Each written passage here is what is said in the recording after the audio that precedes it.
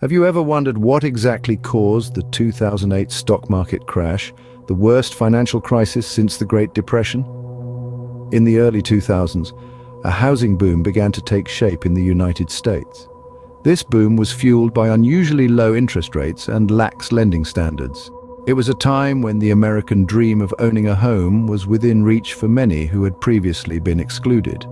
As the housing market grew, so did a risky financial product, mortgage-backed securities. These were essentially bundles of mortgages packaged together and sold as investments. Financial institutions around the world, drawn by the allure of high returns, began to purchase these securities in large quantities. But there was a catch. Many of these mortgages were high risk, given to borrowers who might not be able to repay them. And as these mortgage-backed securities proliferated, they began to weave a precarious web throughout the global financial system. The stage was set and the actors unknowingly ready for a financial disaster. In 2006, the housing bubble began to burst. Property values started to fall and the dominoes began to topple. The first domino to fall was the high default rates on what were known as subprime and adjustable rate mortgages, or ARMs. These were loans given to borrowers with less than stellar credit, and as the name suggests, they came with interest rates that could fluctuate wildly. As property values plummeted, many homeowners found themselves unable to keep up with their payments. This led to a rapid decline in the value of mortgage-backed securities, financial products that were essentially bets on the ability of these homeowners to pay their mortgages.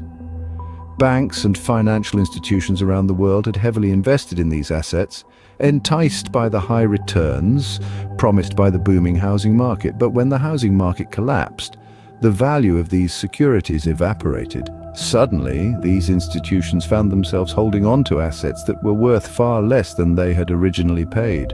This led to a liquidity crisis, as these institutions didn't have enough cash to cover their losses. The situation worsened when several major institutions, unable to weather the storm, collapsed. This sent shockwaves through the global financial system, causing panic and uncertainty. Investors started pulling their money out of the stock market, leading to a precipitous drop in stock prices. The stock market was not just falling, it was crashing, and the world was watching in disbelief. The aftermath of the 2008 crash was catastrophic, with global repercussions. The tremors of this financial earthquake were felt far and wide, rippling through global stock markets and economies. The world watched in dismay as stocks plummeted, fortunes evaporated, and economies around the globe faltered. Unemployment rates spiked dramatically as companies struggling to stay afloat had to let go of their employees. The world was caught in a vicious cycle where job loss led to less consumer spending, which in turn led to more job loss. But in the midst of the chaos, the government stepped in. They pumped in billions of dollars to bail out financial institutions, hoping to stem the tide of the financial meltdown. It was a controversial move, but it was seen as a necessary evil to prevent a complete economic collapse. The crash also led to some important lessons and changes. Regulatory bodies around the world stepped up their game. They increased their oversight on financial institutions and introduced stricter lending practices to prevent such a crisis from happening again.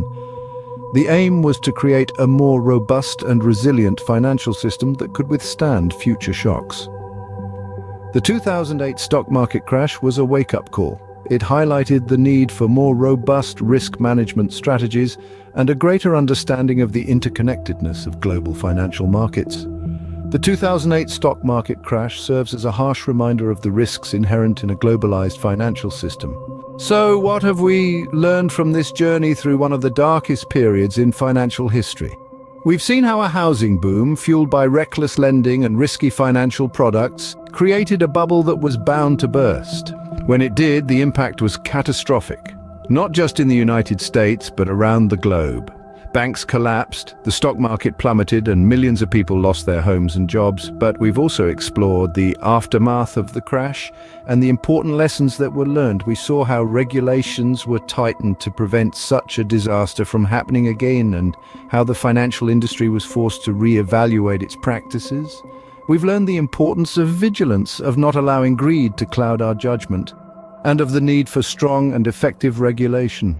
The 2008 crash was a painful lesson, but one that we cannot afford to forget. While the scars of the 2008 crash still remain, it is our hope that the lessons learned will prevent such a disaster from happening again.